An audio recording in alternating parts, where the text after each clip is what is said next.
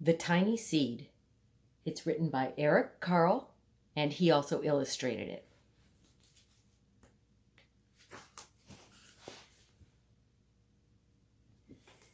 It is autumn. A strong wind is blowing.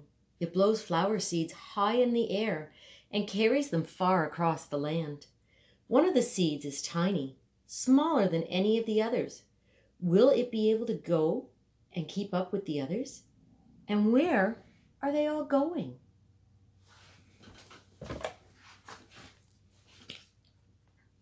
One of the seeds flies higher than the others. Up, up it goes. It flies too high, and the sun's hot rays burn it up.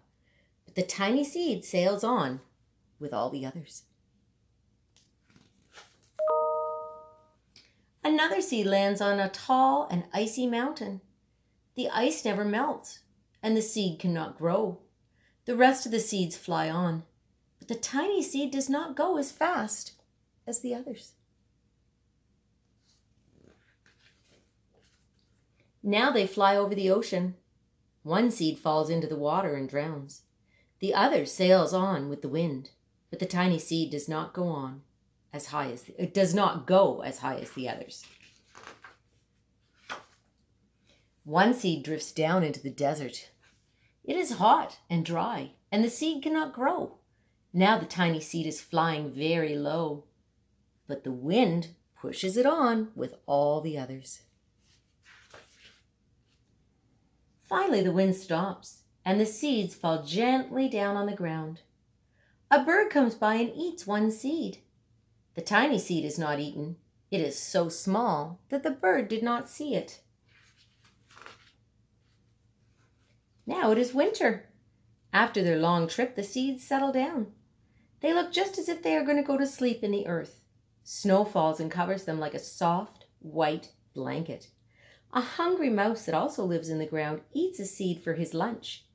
But the tiny seed lies very still, and the mouse does not see it. Now it is spring. After a few months, the snow has melted. It is really spring. Birds fly by, the sun shines, rain falls. The seeds grow so round and full they start to burst open a little. Now they are not seeds anymore. They are plants. First, they send roots down into the earth, and then their little stem and leaves begin to grow up towards the sun and the air.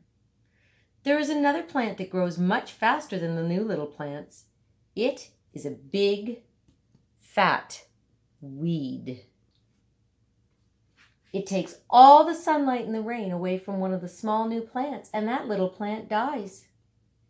The tiny seed hasn't begun to grow yet. It will be too late. Hurry! But finally, it starts to grow into a plant. The warm weather also brings the children out to play. They too have been waiting for the sun and the springtime. One child doesn't see the plants as he runs along, and he breaks one. Now it cannot grow anymore. A tiny plant that grew from the tiny seed is growing fast, but its neighbor grows even faster.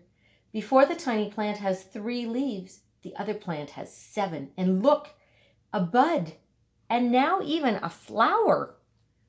But what is happening? First there are footsteps, and then a shadow looms over them.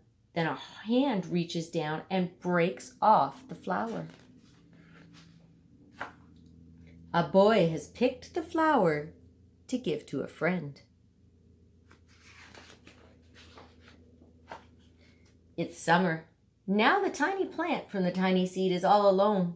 It grows on, and it does not stop.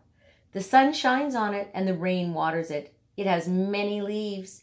It grows taller and taller. It is taller than the people. It is taller than the trees. It is taller than the houses. And now a flower grows on it. People come from far and near to look at this flower. It is the tallest flower they have ever seen. It is a giant flower. All summer long, the birds and bees and butterflies come visiting. They have never seen such a big and beautiful flower. Now it is autumn again. The days grow shorter, the nights grow cooler, and the wind carries yellow and red leaves past the flower. Some petals drop from the giant flower, and they sail along with the bright leaves over the land and down onto the ground. The wind blows harder. The flower has lost almost all of its petals. It sways and bends away from the wind, but the wind grows stronger and shakes the flower. Once more the wind shakes the flower, and this time the flower's seed pod opens. Out come many tiny seeds that quickly sail far away into the wind.